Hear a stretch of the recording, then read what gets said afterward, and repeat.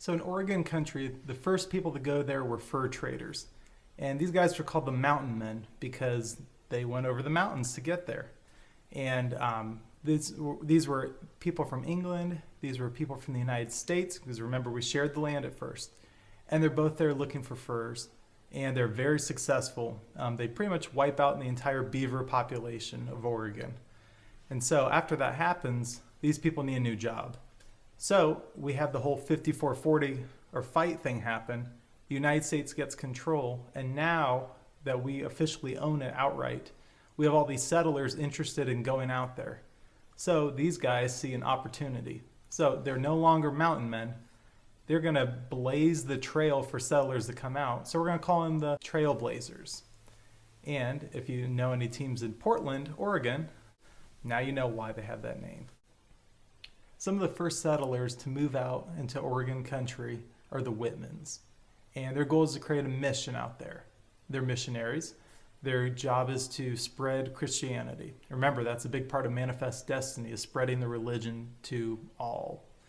So they go and start this mission, and they see, wow, we've got some great land out here, great for growing crops. And word gets back to the East Coast, and people decide, this is our chance to make a new life, a better life, fresh start. All those things we talk about why people move are the same here. So there's a chance to make some money in crops, and so people start moving.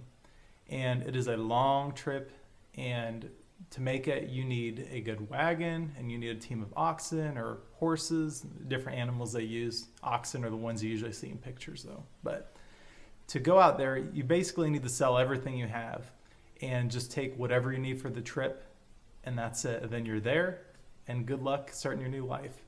So people did this, but it's a really long trip. It's dangerous. So people would usually travel in wagon trains. So you have lots of wagons that go together. It'll be wagon after wagon after wagon after wagon, and they all follow each other and head out west. It's a dangerous road. It's easy to get lost.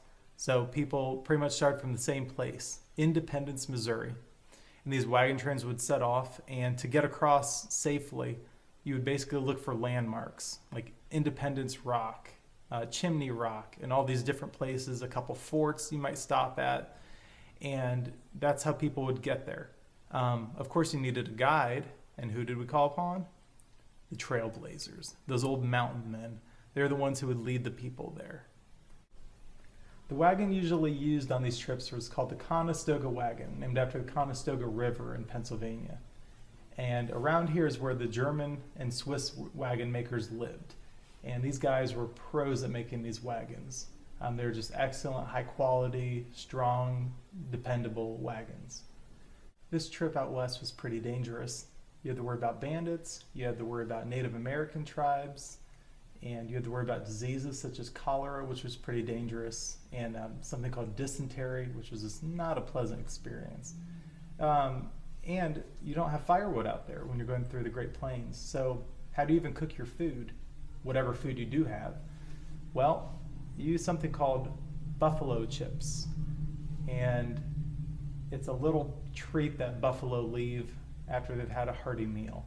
And you actually burn these and cook your food over them, which sounds very delicious.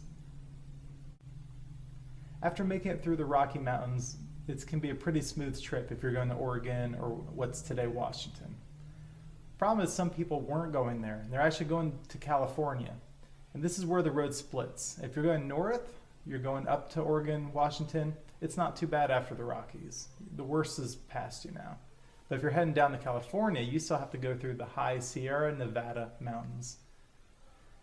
And these are dangerous, dangerous mountains.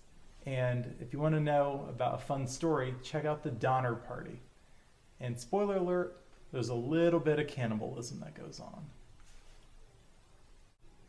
In about a 20-year period, we have about 450,000 pioneers that are going to move out west using the Oregon Trail.